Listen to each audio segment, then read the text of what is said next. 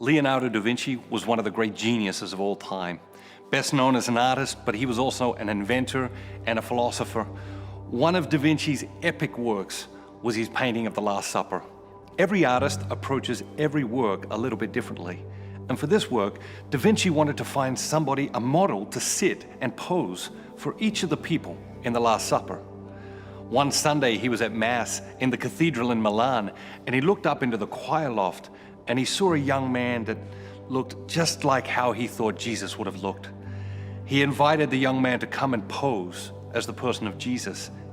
In fact, he worked for 3 days painting Jesus into this picture of the Last Supper.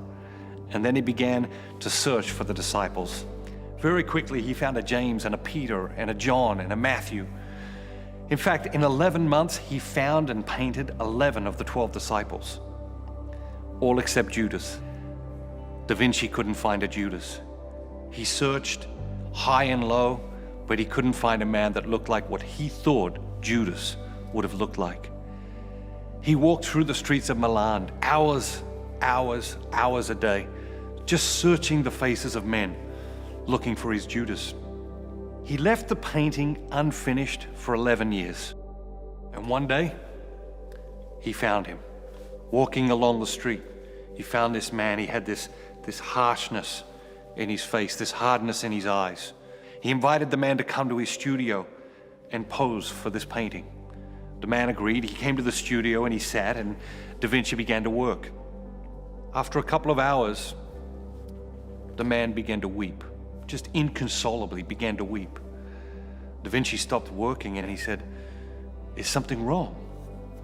Am I doing something to upset you?" He looked up at da Vinci and he said, "Master, do you not recognize me?" Da Vinci said, "I'm sorry, I don't. Have we met before?"